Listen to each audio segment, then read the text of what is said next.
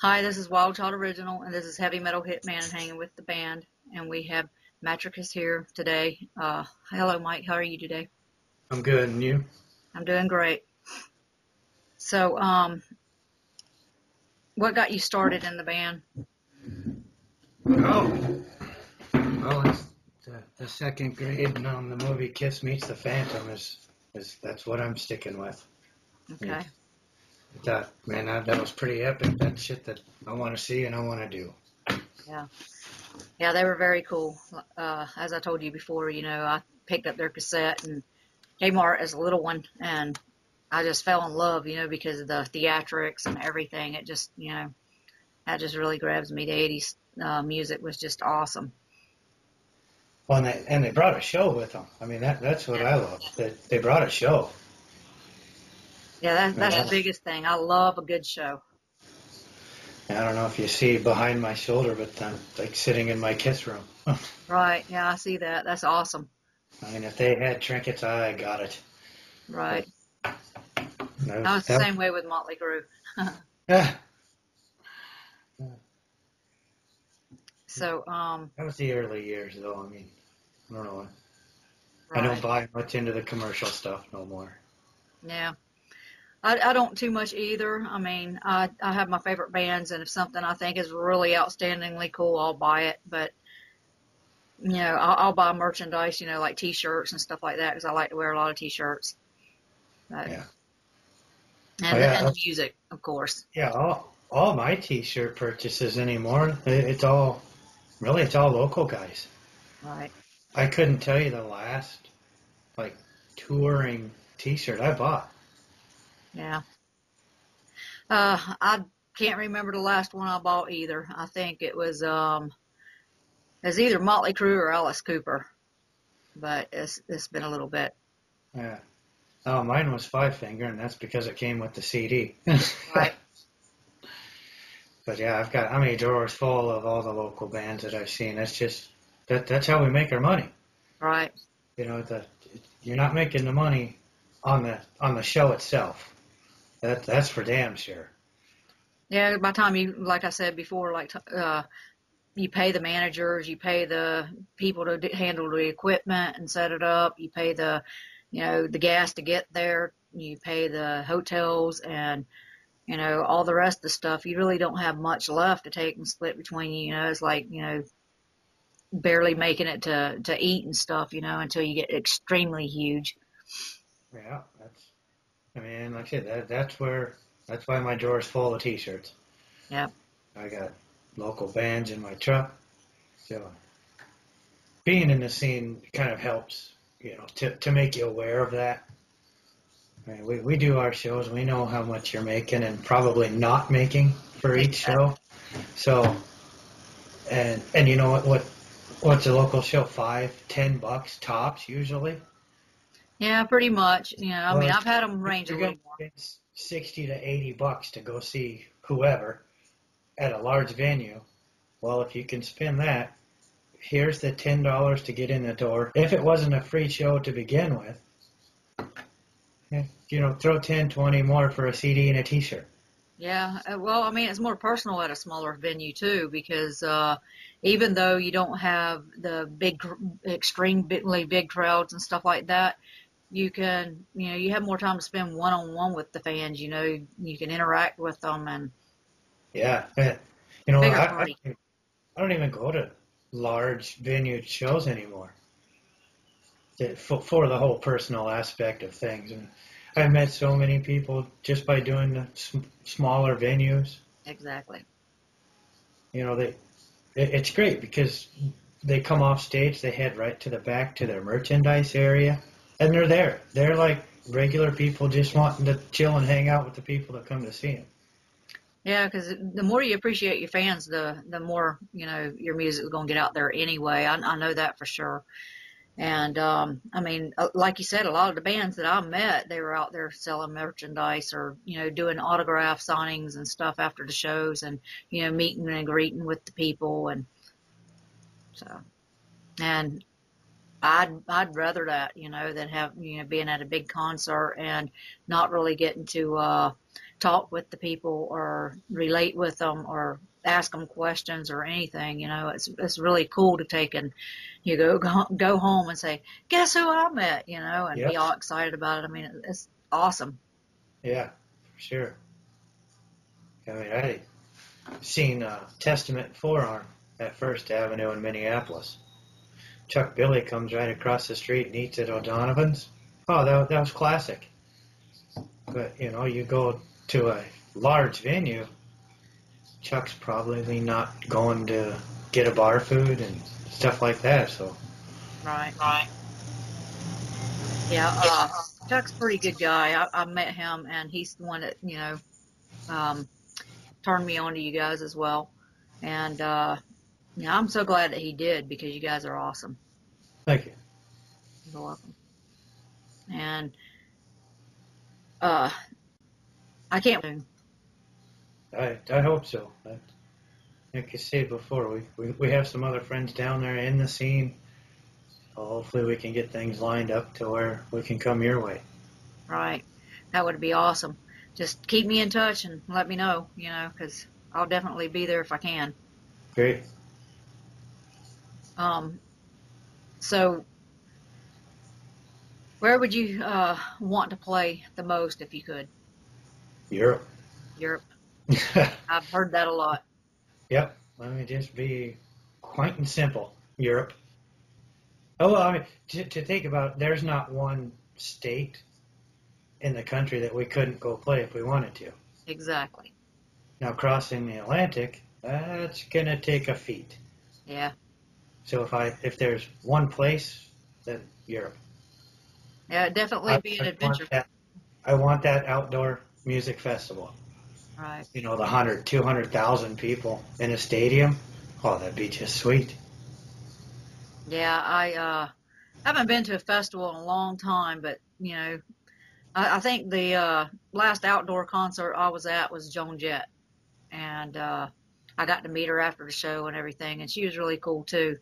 One of my favorite female artists, by the way, and yeah, I love the outdoors and stuff anyway. It's like, I don't know, there's just something about being outside, Yeah. Yeah, no limitations. Walls are around, and yeah, that is one avenue that I have got to conquer. Right. I want a European music fest. I mean, see, Yep. look at Wacken. When it ended in 2013, 7 days later, they sold 70,000 tickets. Wow. Don't even have a lineup yet. And they Yeah. sold 70,000 tickets for this year's Wacken. I want some of that. Right. Who all have you played with?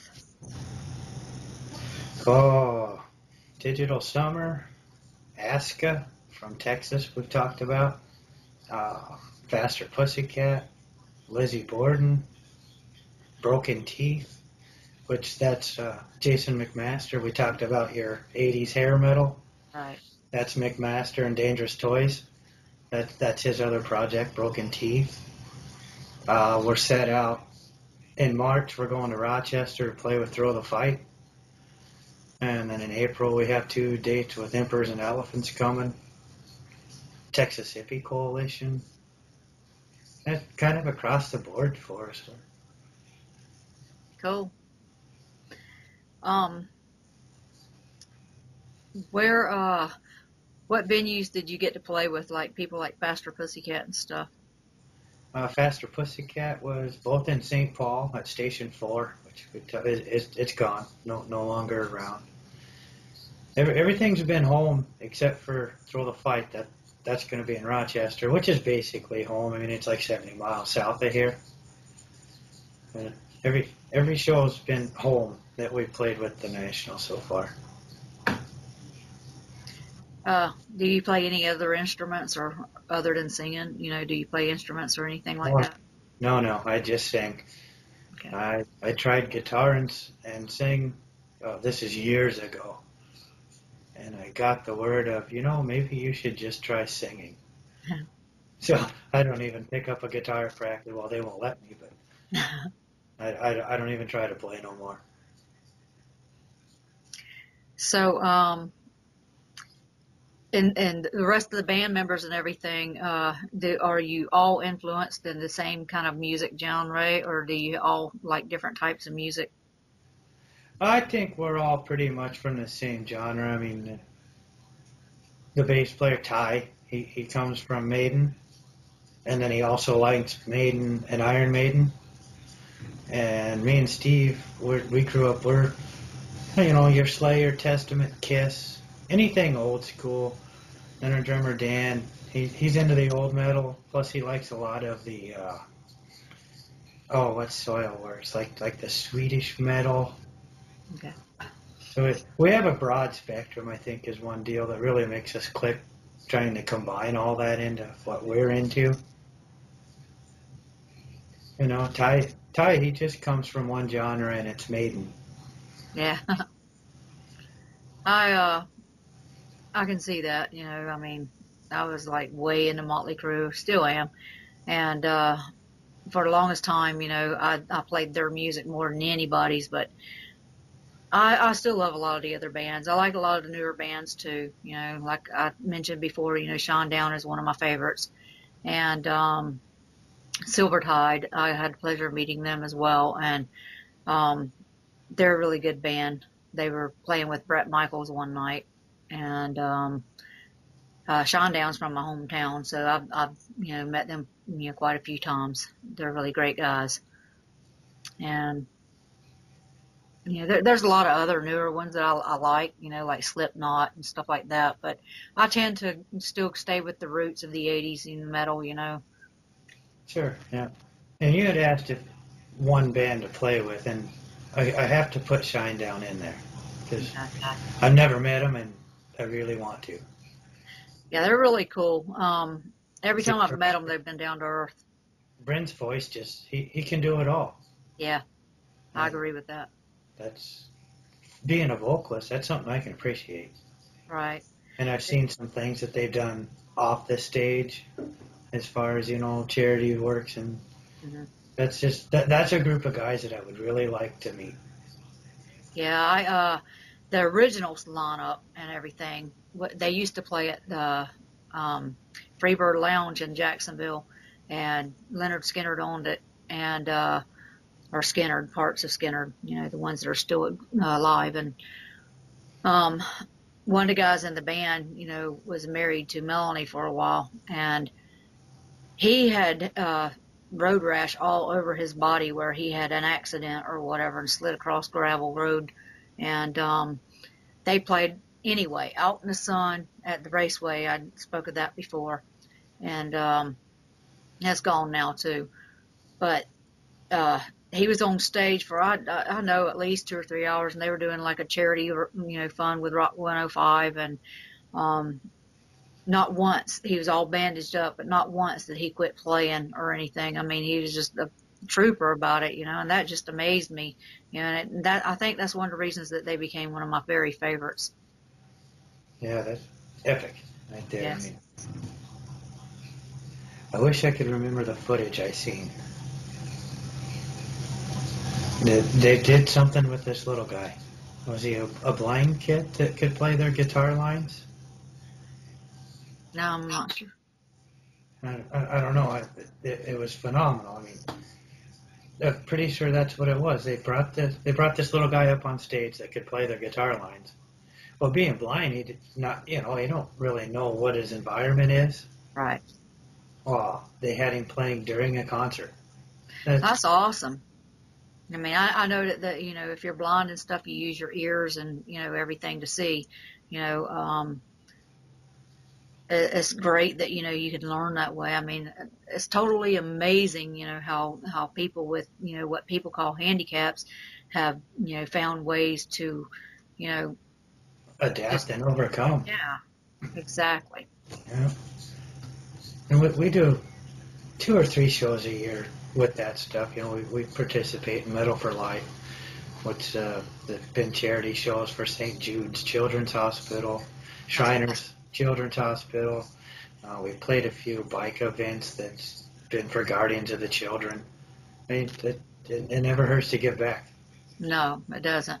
And I'm all for, like St. Jude's Hospital and stuff like that, because, I mean, a lot of people don't realize that, they take care of those kids, who can't afford to be taken care of, with, just whatever charity that they can get, whatever people will sponsor to them to take and help these kids. And, that to me is awesome, Yeah. Yep. So,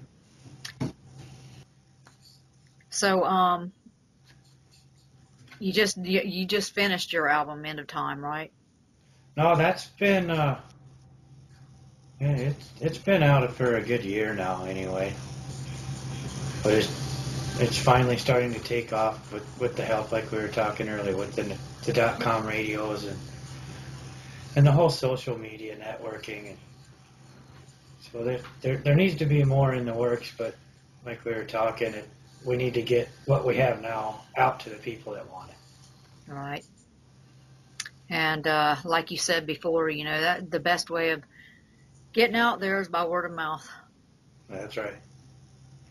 And people should get out there and actually support the bands. I 100% agree with that. They need to get out there and buy the merch and, support your bands, tell your friends, bring your friends, tell them to bring their friends, go onto Facebook and everything and Twitter and like the bands and like their music and, just share their music with everyone that they know. Yeah. Yep. Spread it. Yep. So, what was one of the biggest parties you've ever attended? The biggest party? Yeah. Would be the Ride for Dime in Dallas and Fort Worth last year in August. Okay. The Drowning Pool was a headliner. CJ hung out right there at the Rail Club.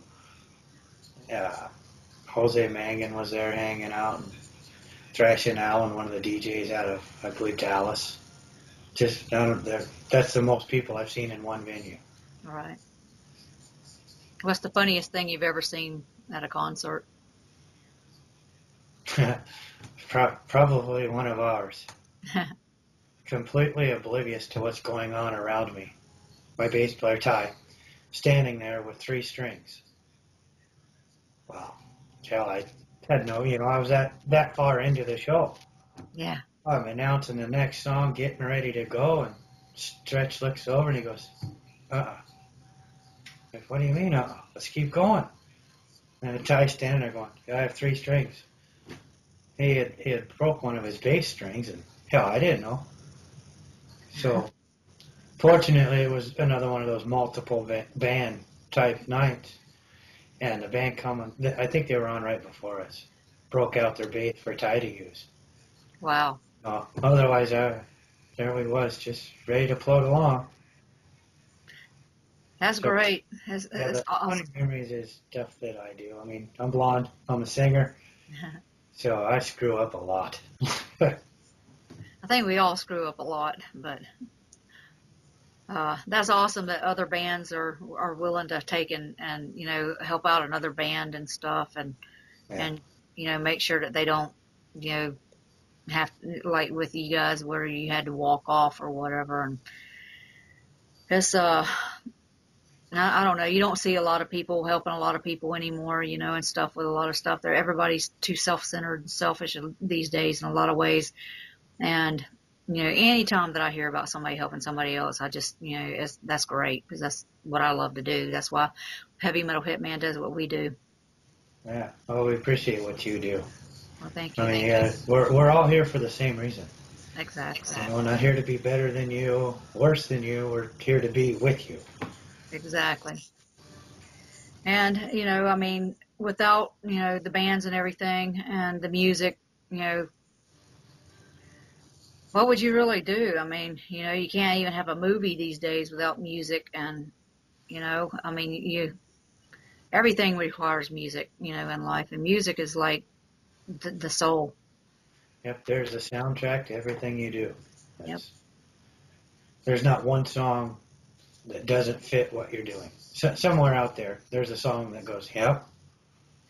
Yeah, and it usually, you don't really realize it until, like, if you're really sad and then a sad song comes on and you're like, hey, that's about me. Yeah, yeah. You sit down to write some lyrics, and I look down like, oh well, shit, that's already this song. Yeah. So, what are your plans from here? From here, it's just gonna be get out and get seen. Get to some new cities, some new states. I have a label that I'd really start pursuing more. So if we could get their interest and backing, that'd blow up a lot of shit. But until then, we'll keep blowing it up on our own. There you go. Now, I'm sure you'll get signed. You guys are really good. And, I mean, you guys rock. I listened to several of your songs, and I was just blown away. Awesome, thank you. You're welcome. And thank you. And like we were saying before, it's just I think we offer what the circuit's looking for, the change, I should say. We're not 1 in 5 million bands, 5,000 bands. I can't really put we sound like such and such band. I can give you 4 bands and say we sound like these 4. Yeah. If you had a frying pan to blend them all up with. Yeah. But as far as one band goes, I don't think there's one out there we sound like these guys. Yeah. Because we do, but at the same time, well, no, it kind of sounds a little like this too, though. Right. Well, everybody needs inspiration, and finding your own thing and your own mix in there, and everything is really what it takes to succeed. Uh-huh.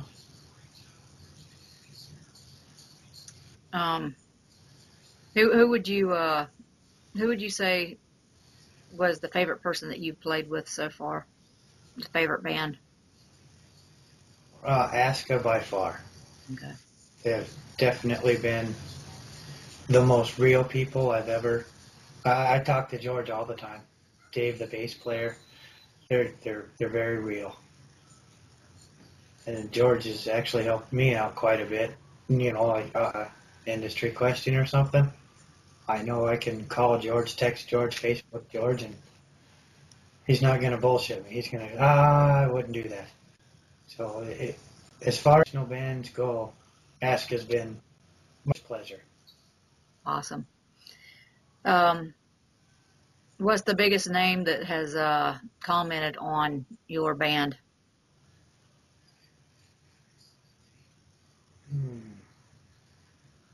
Maybe Jason. Texas Hippie Coalition's bass player. Yeah. We played with THC a couple of years in December, and he stood right stage side and watched our entire show. And for that, I'm grateful. He could have been in us or anywhere else, but he stood right stage side and watched that whole show. That was a great feeling. Awesome. What would you say is your favorite video or song on your album? We don't have an official per se video, but we had a fan take our song "End of Time," and of course, you know how huge The Walking Dead is. Okay. He intermingled the two to where it's fabulous. Okay. But we're talking to a producer. Last week we started, and we'll be cutting an official Fist to the Face video. Okay. Because we're long overdue for a real video. All right. Everything we have right now is live footage or just an MP3. So hopefully, you know, within the next couple of months, Fist will be coming out. We're working on the concept and the ideas. So I guess that End of Time is my favorite one because it's kind of graphic, Okay. but it fits the miniseries, and which goes back to the whole support thing. If the support was there, I think AMC would have picked it up by now. Right. But I can't break through. You know, I've tried AMC Direct, Twitter, Facebook, LinkedIn, but since I'm MATREKIS by MATREKIS, you know, who the hell are they? Right. Well, I'm sure you're there to them and everything. And let's go ahead your live songs right now, your video, and get right back. All right.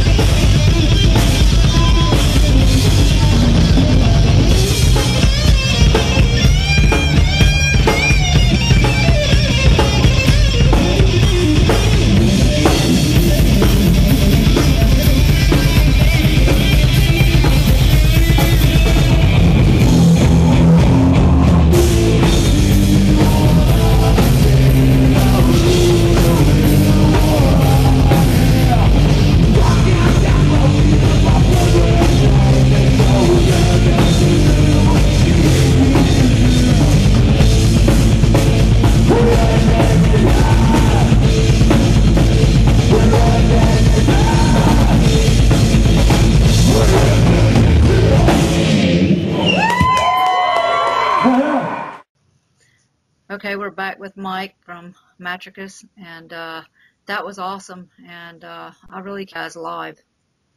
Great, thanks. Yeah, we're ready to start bringing it out. That's for sure. Have you ever played any places like House of Blues or um, Velvet Lounge in Orlando at the Hard Rock? No, never been in any of those. They're great places that you might want to check into. Yeah, I definitely want to check out that. That's a pretty big circuit. I mean, they're in most of your major cities. Right. Yeah, I know. I met a lot of bands there, and I've also met a lot of bands at the Hard Rock for Velvet Sessions. You have to be a member, or someone at the hotel, staying at the hotel or whatever, and buy a ticket while you're there. But members get to come in, and they have like concerts there with the bands, some famous, some not. And a lot of famous bands are out there intermingling with the crowd and the bands that are on the stage and everything. And they have hors d'oeuvres and they have drinks and stuff like that. And the bands come off the stage and they'll mingle with you as well. And I mean, I've met like impersonator for Wayne's World and NSYNC. Of course, that's not one of my greatest bands there or whatever. I wasn't really into them, but, he was a really great guy and he was into the metal and stuff like that as well. And, I met Kevin DeBro there. I've met, they have all types of bands from, the metal bands to, bands that like the, couple of, I know who they are, but I'm not really, I don't really follow. Huh. But Kevin DeBro, I was there to see him when, people like Pat Travis was there, and I met him. And a lot of other cool people. I just can't remember all who was there, but it was, really great night. And I've been there many times, watching other bands play and stuff. Great, yeah, that's definitely a circuit that sounds like it's worth getting into. Yeah, you need to look them up. And, I think you can book a venue through them, from Velvet Sessions at the Hard Rock on the internet, if I'm not mistaken. Okay, yeah, I'll definitely be looking into that.